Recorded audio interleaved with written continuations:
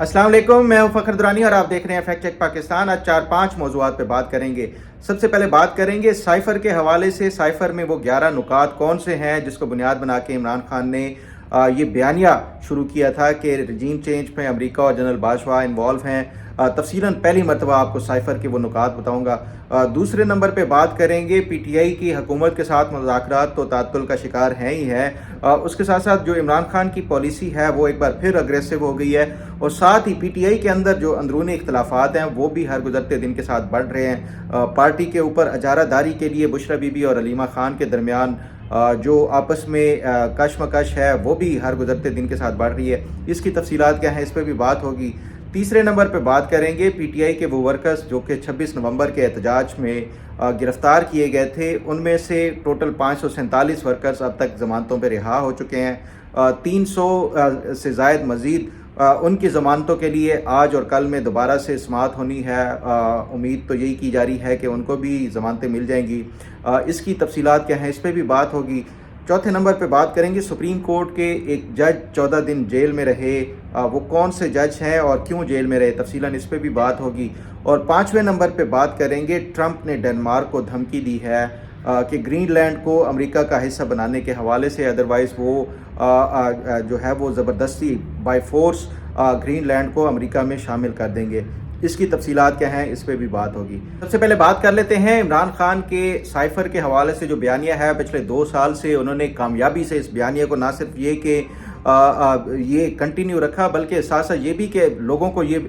यकीन दहानी करा दी कि उनकी जो हुकूमत गिराई गई है दरअसल अमेरिका ही ने उनकी हुकूमत गिराई है। और उसके साथ साथ जो मौजूदा लोकल लेवल के ऊपर जनरल बाजवा यानी आर्मी चीफ जो उस टाइम थे वो भी मुलव्वस थे इस रजीम चेंज में, हालांकि ये एक टोटली पॉलिटिकल मूव थी। बहरहाल इस हवाले से कल मैंने आपसे वादा किया था कि मैं ये जो साइफ़र बुनियादी तौर पे है क्या,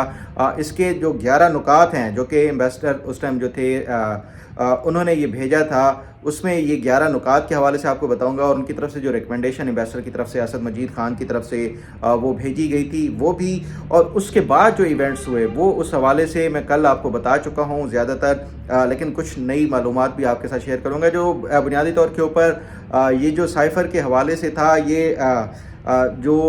तमाम पाकिस्तान की एम्बेसीज़ होती हैं, जितने भी फ़ॉरेन मिशंस होते हैं, वो रोज़ाना की बुनियाद के ऊपर अगर कोई किसी के साथ मुलाकात होती है या कोई लेटेस्ट अपडेट हो, वो सफ़ीर वहाँ से एक साइफ़र मशीन होती है, वहाँ पे कोडेड उसमें अपना मैसेजेस भेजते हैं। यहाँ जो पाकिस्तान के दफ्तर ख़ारजा है यहाँ पे वही वो जो कोडेड वो जो मैसेज होता है वो डीकोड होता है और यहाँ पे जो मुतल्लिका साइफ़र का सेक्शन होता है वो उसको डीकोड करके जो सारा वो लेके जो मुतल्लिका जो डिप्टी सेक्रेटरी है उसके पास ले जाते हैं, डिप्टी सेक्रेटरी जॉइंट सेक्रेटरी के पास, जॉइंट सेक्रेटरी फॉरेन सेक्रेटरी के पास ये जो साइफ़र जो भी मैसेज होता है वो जाता है।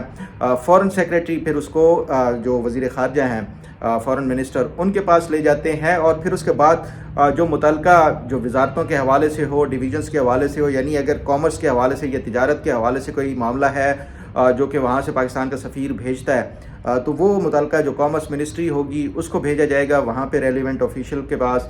इसी तरह अगर किसी और हवाले से सिक्योरिटी के हवाले से हो तो वो फिर वजारत दिफा के पास भी जाता है, तमाम जो सर्विसेज चीफ्स हैं उनके पास भी जाता है साइफ़र। साथ साथ इसी तरह अगर ये जो किसी इमिग्रेशन के हवाले से या इस तरह गैर कानूनी तारकीन वतन के हवाले से हो तो वो मुतल्लिका जो वजारत दाखिला है उसके पास जाता है। तो ये जो साइफ़र था बुनियादी तौर के ऊपर इसमें क्योंकि सिक्योरिटी के हवाले से भी मामलात थे, उसमें हुकूमत के हवाले से भी थे, तो जो फ़ॉरेन मिनिस्टर थे शाह महमूद कुरैशी इन्होंने जो साइफ़र था वो वज़ीर आज़म के पास ले गए और उसकी जो एक कॉपी थी वो उस टाइम जो तमाम सर्विसेज चीफ्स को भेजी गई और GHQ में जो मेरी इतलात हैं कि ये 12 मार्च को ये GHQ में भी ये साइफ़र मिला। तो उसके बाद ये जो आर्मी चीफ थे उन्होंने इमरान खान के साथ रब्ता किया और उनसे वो किया ये साइफ़र के हवाले से डिस्कस किया और उनसे पूछा कि ये साइफ़र आया इसका क्या करना है। तो उस पर इमरान खान ने कहा कि ये तो रोज़ाना की बुनियाद के ऊपर साइफ़र इस तरह आते हैं, इसका क्या किया जा सकता है। बहरहाल उसको ये तासर दिया, लेकिन साथ साथ उन्होंने ये भी मंसूबा बना लिया था कि ये इसके ऊपर अब खेलना है, क्योंकि 12 ही मार्च को इमरान खान ने अपने जो हामी जो सहाफ़ी थे पीटीआई के, उनको बुला के और उनको बताया कि उनके हाथ में एक बड़ी ज़बरदस्त चीज़ लगी है, अब देखना मैं इनके साथ क्या करता हूँ। क्योंकि उससे पहले ही नो कॉन्फिडेंस मोशन जो था वो ऑलरेडी 8 मार्च को जमा कराया जा चुका था जो कौमी असम्बली सेक्रेटेरिएट के अंदर। बहरहाल अब सवाल ये है कि ये जो साइफ़र है उसमें था क्या। इस हवाले से जो उन लोगों से मेरी कुछ लोगों से बात हुई जिन्होंने ये साइफ़र देखा है, तो वो उन 2 से 3 मैंने मुख्तलिफ ज़राए से फिर ये कंफर्म किया ये नुकात जो साइफ़र के अंदर थे कि क्या हैं, क्योंकि इसकी तफसीलात जो है ये सीक्रेट उसमें आ जाता है, तो इसलिए ज़्यादा तफसीलात की बजाय इतना जो मैं आपको बता सकता हूँ कि ये टोटल 11 नुकात थे इस साइफ़र के अंदर। उन 11 में से 9 नुकात जो थे वो ट्रेड और जो इलीगल जो इमिग्रेंट्स थे पाकिस्तान से गैर कानूनी तौर के ऊपर अमेरिका जा रहे थे, उनके मुतालिक ये मुख्तलिफ पॉइंट्स है। ख़ास तौर पे एक एग्ज़ाम्पल के तौर के ऊपर अगर मैं आपको बताऊं कि एक ये भी कहा गया उनको जो सफ़ीर थे कि इस दफ़ा पाकिस्तान की तरफ से जो चावल है वो बड़ी कम तादाद में यहाँ पे अमेरिका भेजा गया है, उसकी रीज़न क्या है। इसी तरह के ट्रेड से रिलेटेड मुख्तलिफ मामलात के हवाले से और फिर इलीगल इमिग्रेंट्स के हवाले से भी कुछ शिकवे शिकायत कि पाकिस्तानी हुकाम जो है वो इस हवाले से जो ख़ास तौर के ऊपर इमिग्रेशन के हवाले से ये कोई कोऑपरेट नहीं कर रहे। तो ये इस तरह के 9 पॉइंट्स इस हवाले से थे। 2 पॉइंट्स जो थे बुनियादी तौर के ऊपर जो सफ़ीर ने ही हमारे जो पाकिस्तान के सफ़ीर थे असद मजीद ख़ान, उन्होंने हाईलाइट किए, और वो 2 पॉइंट ये थे। पहला उन्होंने कहा कि मुझे अब तकरीबन 4 साल होने वाले हैं, उसके बाद मैंने बेल्जियम जाना है बतौर सफ़ीर के, लेकिन जो सदर बाइडन हैं उनकी तरफ से दुनिया भर के तमाम ममालिक के जो जितने भी सरबराहान मुमलिकत हैं उनको टेलीफोन कॉल की गई, लेकिन हमारे प्राइम मिनिस्टर को अभी तक सदर बाइडन की तरफ से कॉल नहीं की गई। तो उस पे जो डोनाल्ड ब्लूम थे उन्होंने फिर ये बताया कि आपके जो ख़ास तौर के ऊपर जो वज़ीर आज़म हैं, हर गुज़रते दिन के साथ वो अमेरिका को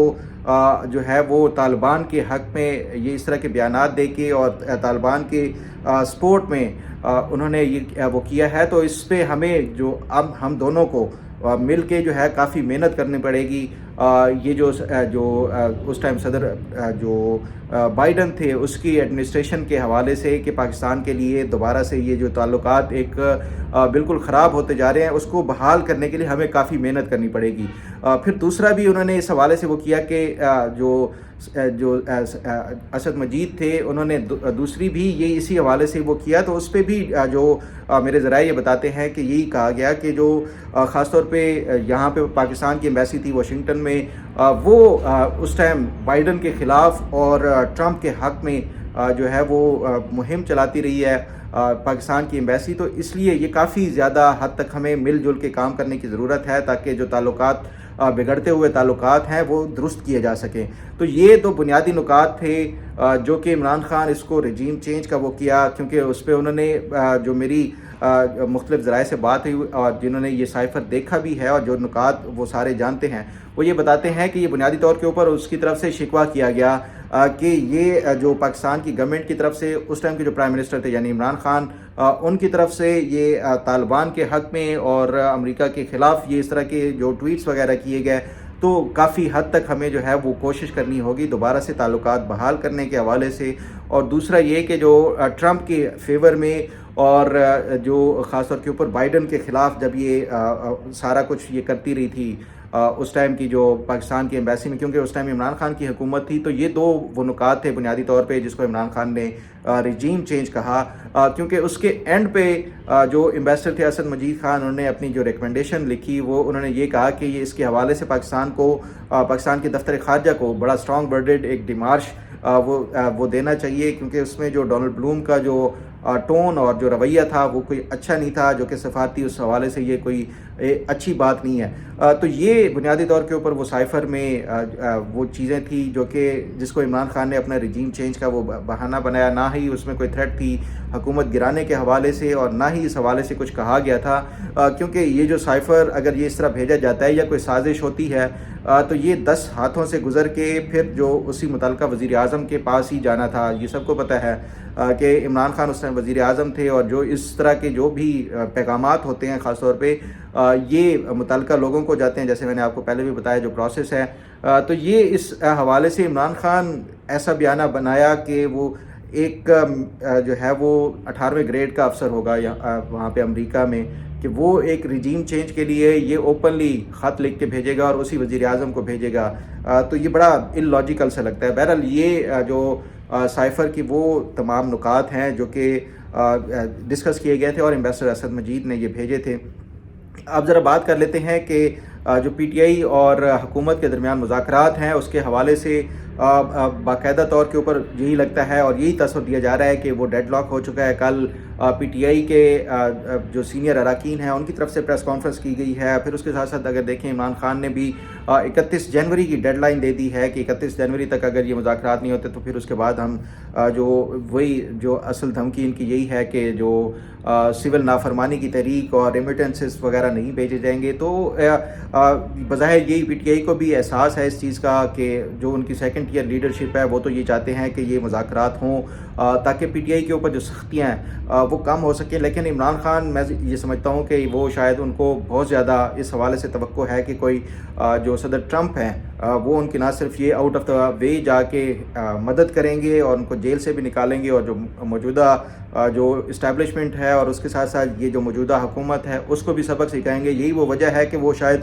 ڈائلاگ سے زیادہ اب دوبارہ سے ایک بار پھر ایک اگریسو پالیسی کی طرف جا رہے ہیں۔ ان کے ٹویٹس سے نظر آ رہا ہے، ان کا جو خاص طور کے اوپر سوشل میڈیا اور جو بیرون ملک مقیم جو سوشل میڈیا ایکٹیوسٹ ہیں وہ بھی اسی طرح کا ایک تاثر دے رہے ہیں کہ اب کچھ دنوں کی بات ہے عمران خان رہا ہو جائیں گے۔ اس حوالے سے میں نہیں سمجھتا کہ یہ ٹرمپ جو ہے وہ کوئی آؤٹ آف دا وے جا کے عمران خان کی مدد کرے گا، کیونکہ یہاں پہ ریجن میں جو اگر دیکھا جائے تو سعودی عرب فیکٹر بڑا اہم ہے، اور ٹرمپ کبھی بھی ہوگا جو میرے ذرائع یہ بتاتے ہیں کہ وہ ڈائریکٹلی پاکستان کو اپروچ نہیں کرے گا، بلکہ وہ محمد بن سلمان کے ذریعے، کیونکہ ان کے ساتھ زیادہ وہ کلوزلی ان کا کوآپریشن ہے، اس کے ذریعے ہی یہ پاکستان کے اندر کوئی بھی دباؤ ڈالنا ہوگا یا اس حوالے سے۔ اور محمد بن سلمان میں نہیں سمجھتا کہ یہ کسی بھی صورت بھی جو موجودہ جو خاص طور کے اوپر جو حکومت ہے اور اسٹیبلشمنٹ ہے ان کو بائی پاس کرتے ہوئے عمران خان کی فیور کریں گے۔ بہرحال یہ جو عمران خان کی طرف سے ایک وہ کیا جا رہا ہے، جو ایک ریلائی کیا جا رہا ہے کہ وہ ٹرمپ ان کی مدد کرے گا، تو مجھے نہیں لگتا کہ یہ ٹرمپ اس کی مدد کر سکے گا۔ اس لیے جو الٹیمیٹلی جو ایک سلوشن ہوگا وہ جب بھی ہوگا لوکلی ہوگا اور یہ ڈائلاگ کے ذریعے ہوگا۔ دوسرا عمران خان کی طرف سے یہ جو ایک شرائط رکھی جا رہی ہیں اور پی ٹی آئی کے وہ اراکین بھی جو کہ اس کمیٹی کا مذاکراتی کمیٹی کا حصہ ہیں وہ بھی مطالبہ کر رہے ہیں کہ اسٹیبلشمنٹ کو آن بورڈ ہونا چاہیے، تو میں نہیں سمجھتا کہ یہ اسٹیبلشمنٹ خاص طور کے اوپر جو دوبارہ سے عمران خان اس طرح اداروں کو ٹارگٹ کر رہے ہیں، کسی صورت بھی اسٹیبلشمنٹ مذاکرات تو دور کی بات ہے، اب تو مجھے یہی لگتا ہے کہ یہ شاید دوبارہ سے یہ جو فارمل مذاکرات ہو رہے ہیں وہ بھی کسی وقت بھی فارملی یہ اناؤنس کر دیا جائے گا کہ مزید پی ٹی آئی کے ساتھ کوئی مذاکرات نہیں کیے جا سکتے۔ یہ ایک طرف جو ہے وہ مذاکرات حکومت اور ان کے ساتھ ہے، دوسرا جو پی ٹی آئی کے اندر اپنی انٹرنل جو ہے وہ کشمکش ہے پارٹی کے اوپر، اپنی جو اجارہ داری ہے اس کو قائم کرنے کے حوالے سے ہر گزرتے دن کے ساتھ بڑھتی جا رہی ہے۔ بشرا بی بی کے حوالے سے متعدد یہ اس طرح کی خبریں آئی ہیں کہ وہ نہ صرف یہ کہ پارٹی کے معاملات کو وہ ڈکٹیٹ کرتی ہیں، پارٹی کے وہ تمام جو سینئر رہنما ہیں ان کو ڈکٹیٹ کرتی ہیں، بلکہ اس کے ساتھ ساتھ اب تو انہوں نے جو لیگل معاملات ہیں پارٹی کے وہ اس میں بھی اپنی ان پٹ اور اس کے ساتھ ساتھ ڈکٹیشن جو ہے وہ انہوں نے جاری کر دی ہے اور شروع کر دی ہے۔ اس کے ساتھ ساتھ ایک طرف وہ ہیں اور دوسری طرف پھر اگر دیکھیں علیمہ خان، وہ بھی کوشش ان کی یہی ہوتی ہے کہ پارٹی کے اوپر ان کی بھی کسی طور کے اوپر اجارہ داری ہو، روزانہ عمران خان سے ملاقات کے بعد وہ میڈیا سے گفتگو کر کے یہ تاثر دیتی ہیں کہ وہ پارٹی کے تمام تر جو معاملات ہیں عمران خان وہ علیمہ خان کو بتاتے ہیں یہ تمام تر چیزیں۔ تو یہ جو علیمہ خان اور بشرا بی بی کے درمیان جو کشمکش ہے وہ بھی ہر گزرتے دن کے ساتھ، تو اس سے جو خاص طور پہ پی ٹی آئی کے وہ اراکین متنفر ہیں جو کہ ڈائریکٹلی زیر عتاب ہیں خاص طور کے اوپر بشرا بی بی کے اور یہ علیمہ خان کے حوالے سے،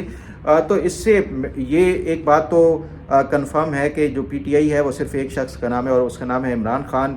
باقی ٹوٹلی ارریلیونٹ ہوتی ہیں، لیکن سیاسی بنیادی طور کے اوپر کوئی بھی جماعت ہو اس کے لیے چاہے کوئی ایک شخص جتنا بھی پاورفل ہو، جتنا بھی زیادہ پاپولر ہو، لیکن اس کے باوجود بھی پارٹی کا ایک بنیادی ڈھانچہ اور بنیادی سٹرکچر لازمی ہوتا ہے، اور یہ اس طرح عمران خان اگر یا ان کی بہن یا ان کی جو وائف ہیں وہ ڈکٹیٹ کر کے یہ تمام تر جو معاملات ہیں وہ اس کو چلائیں گے، تو میں نہیں سمجھتا کہ جو پارٹی کی باقی قیادت ہے وہ ان کے ساتھ اس قدر سنسیئر ہوگی کہ مشکل وقت میں یہ اور بات ہے کہ وہ ابھی نظر آتے ہیں، کھڑے ہوئے نظر آتے ہیں، لیکن وہ ہول ہارٹیڈلی میں نہیں سمجھتا کہ وہ تمام تر معاملات میں وہ پارٹی کا ساتھ دیں گے۔ اس لیے یہ جو پارٹی کے اندر جو انٹرنل جو رفٹ ہے یہ آگے جا کے پی ٹی آئی کو مزید پی ٹی آئی کے لیے مزید نقصان دہ ثابت ہو سکتی ہے۔ بہرحال اس پہ مزید جو اپڈیٹ ہوگی وہ آپ کے ساتھ شیئر کرتا رہوں گا۔ اب ذرا بات کر لیتے ہیں پی ٹی آئی کے ان ورکرز کے حوالے سے۔ آپ کے علم میں ہے کہ جو باقاعدہ جو مذاکرات چل رہے ہیں پی ٹی آئی اور حکومت کے درمیان، وہ دو نکات ہیں۔ پہلا، جو پی ٹی آئی جو پبلکلی یہ دعویٰ کرتی ہے کہ وہ ورکرز کو رہا کیا جائے، اور دوسرا یہ ہے کہ 26 نومبر اور 9 مئی کے حوالے سے جوڈیشل کمیشن بنایا جائے۔ اب جو خاص طور پہ ورکرز کے حوالے سے ہے وہ میں آپ کو پہلے بھی کئی مرتبہ بتا چکا ہوں کہ جو پی ٹی آئی اپنے جو فارمل مذاکرات ہیں یا جو پس پردہ مذاکرات ہیں ان میں صرف ایک ہی ان کا مطالبہ ہوتا ہے اور وہ ہے عمران خان کی رہائی۔ بہرحال جو پبلکلی بھی ان کا مطالبہ ہے ورکرز کی رہائی کے حوالے سے، تو اس میں کافی حد تک پیش رفت ہو چکی ہے۔ جو پی ٹی آئی کے 26 نومبر کے جو ورکرز گرفتار کیے گئے تھے ان میں سے آج کے دن تک 547 ورکرز کو ضمانت کے اوپر رہا کیا جا چکا ہے۔ مزید 313 کی ضمانتوں کے حوالے سے جو سماعت ہے آج ہونی ہے اور کل بھی ہونی ہے۔ تو یہ جو پی ٹی آئی کا مطالبہ تھا ورکرز کو رہائی کے حوالے سے، تو میں سمجھتا ہوں کہ وہ تو کافی حد تک ویسے ہی عدالتوں کے ذریعے ان کی ضمانت پہ رہائی کے بعد یہ تقریباً پورا کیا جا چکا ہے۔ اور دوسرا پھر جو اگر یہ ورکرز ہی رہا ہو جائیں گے تو اس کے بعد یہ جوڈیشل کمیشن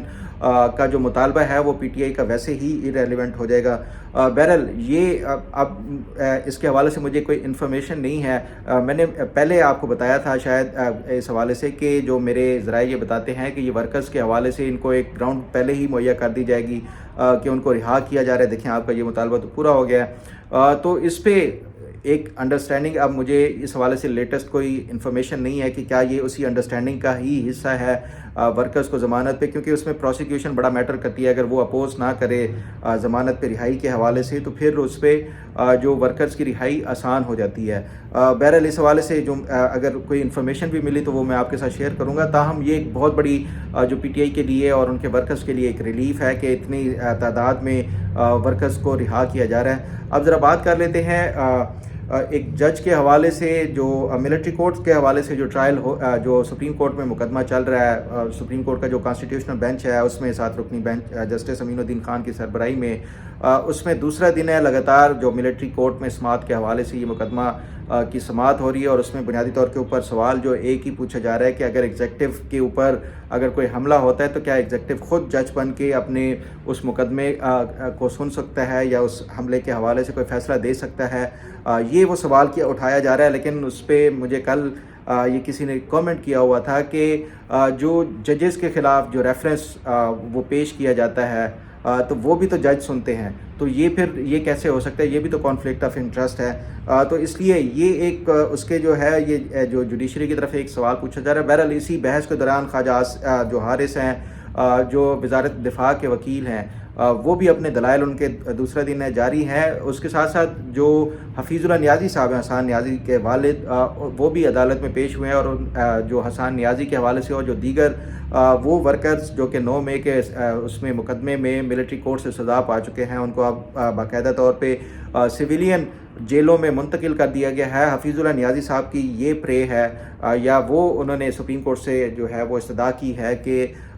تمام تر جو یہ گرفتار شدگان ہیں ان کی فیملی سے ان کو ملاقات کرانے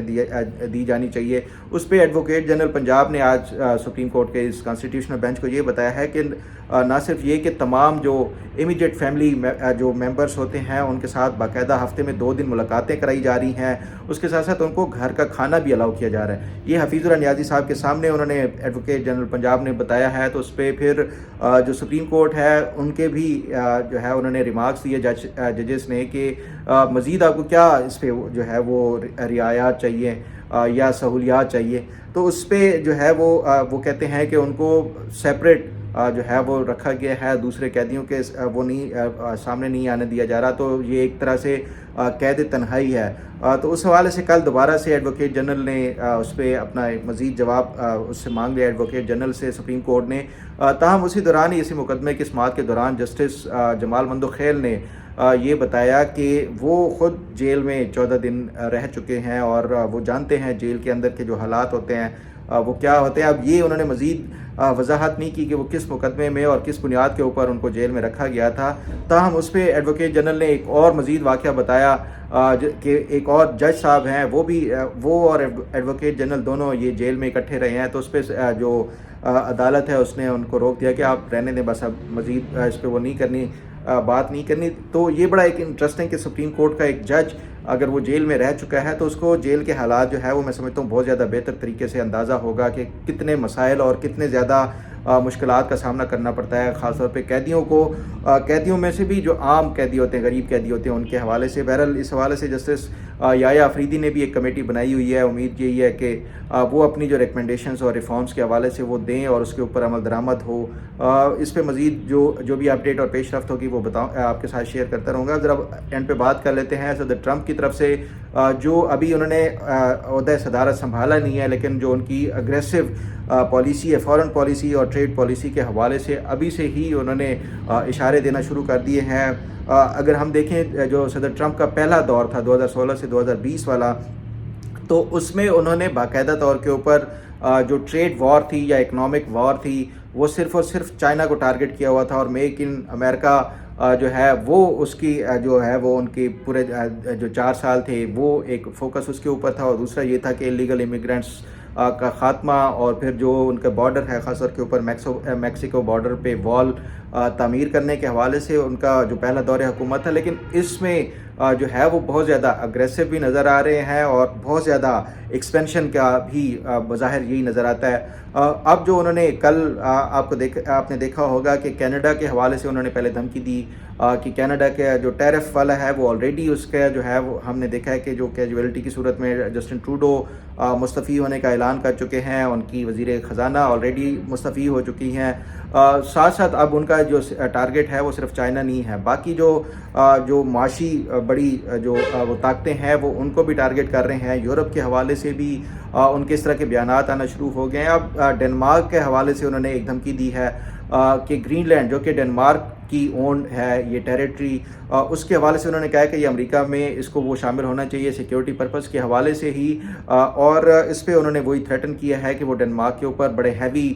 ٹیرف امپوز کریں گے، اور اس کے ساتھ ساتھ یہ کہ اگر اس کو نہ کیا گیا گرین لینڈ کو تو بائی فورس اس کو کیپچر کر لیا جائے گا۔ تو یہ جو ٹرمپ کی اس دفعہ جو پالیسی بظاہر یہی نظر آ رہی ہے کہ وہ نہ صرف یہ کہ یو ایس کی جو باؤنڈریز ہیں وہ اس کو ایکسپینڈ کرنے کا جو ہے وہ اندیہ دے رہے ہیں، گو کہ کینیڈا کی طرف سے جسٹن ٹروڈو نے یہ جواب دے دیا ہے کہ تا قیامت یہ کینیڈا کبھی بھی امریکہ کا حصہ نہیں بن سکتا، ایک سوورن کنٹری ہے کینیڈا۔ لیکن اس جو ٹرمپ کی طرف سے یہ اس طرح کے جو بیانات ہیں اس سے بظاہر یہی لگتا ہے کہ اس دفعہ وہ صرف وہ جو میک امریکہ گریٹ اگین جو تھا اور میک ان جو امریکہ تھا وہ اس سے آگے کہیں یہ جا کے، اور اس کے ساتھ ساتھ جو ان کے اب قریبی جو ایڈوائزرز ہو وہ نظر آ رہے ہیں، اس سے بظاہر یہ لگتا ہے کہ اگلے جو 4 سال ہوں گے بڑے تہلکہ خیز ہوں گے دنیا بھر کے لیے۔ اب دیکھنا یہ ہے کہ ٹرمپ جو ہے جب یہ اپنا 20 جنوری کو حلف لیتے ہیں تو اس کے بعد ان کا کیا بطور صدر امریکہ کے وہ آگے کنڈکٹ ہوگا، بڑا انٹرسٹنگ ہوگا۔ اس حوالے سے مزید جو اپڈیٹس اور انفارمیشن ہوتی رہیں گی وہ آپ کے ساتھ شیئر کرتا رہوں گا۔ امید ہے آپ کو آج کا پروگرام بھی پسند آئے گا۔ اللہ تعالیٰ آپ کا حامی و ناصر ہو۔ اللہ حافظ۔